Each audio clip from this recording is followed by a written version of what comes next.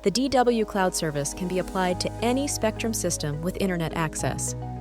By connecting with the cloud, users can go beyond the limitations of their local network to view and operate their DW Spectrum system remotely from anywhere off-site.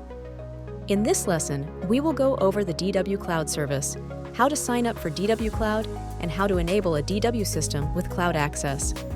The DW Cloud service offers an end-to-end connection option for communicating between client workstations and DW Spectrum servers. Each DW Spectrum system can have up to one DW Cloud owner, who is the overall owner of the system. Note that in a multi-server environment, the same user will oversee all servers in the merged system. It is important to understand that if for some reason the DW Cloud owner account is removed from the system, all subsequent cloud accounts that are tied to the system will also be removed. We will go over cloud users and how to change cloud owners without encountering this complication in a later lesson. For now, let's continue with the basic DW Cloud setup.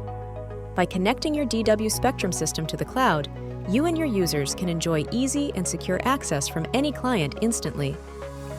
Some of the benefits include the ability to connect and view multiple servers from a single workstation, share and assign permissions to other users within your own DW Cloud network, remotely access your system without the need for port forwarding with most standard network setups. It is also worth knowing that there are some limitations to DW Cloud, such as system data and video archives cannot be stored online with DW Cloud. All footage and settings can only be stored directly on servers and rely on the integrity of the server's local storage drives. Works best with single router configurations. If the server is behind multiple routers, only up to one router should have a dynamic NAT configuration. DW Cloud does not work in a WLAN environment.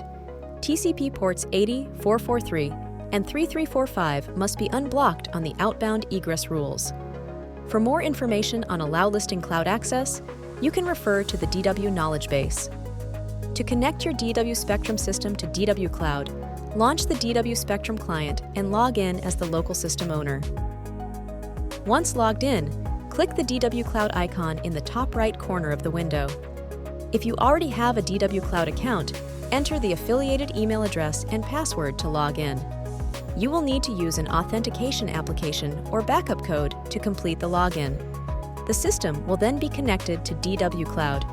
If you do not already have a DW Cloud account, click on Create Account and complete the account creation form. Enter your email address, first and last name, and create a password.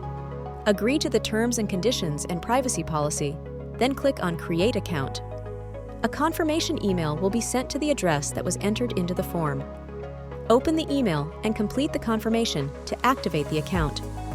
Once activated, return to the DW Spectrum client and log into your DW Cloud account. Your DW Cloud account will appear in the top right of the client window once you have been connected. To connect the system to DW Cloud, open the System Administration menu and navigate to the DW Cloud tab. Click on Connect System to DW Cloud and enter the DW Cloud account credentials. A confirmation message will display once your DW Spectrum system has been connected to your account. After connecting your DW Spectrum system to DW Cloud, you can remotely access the system from any client connection. From the login screen, click on the Login to DW Cloud tile and enter your login credentials. You will be asked to verify your identity using an authentication application. DW Spectrum systems that have been enabled with cloud access will appear with a cloud icon from the login screen. Simply click on the desired tile to connect.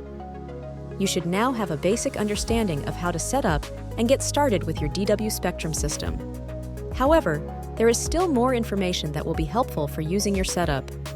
In the following videos, we will go over some of the administrator abilities and management features that will be useful for getting the most out of your system.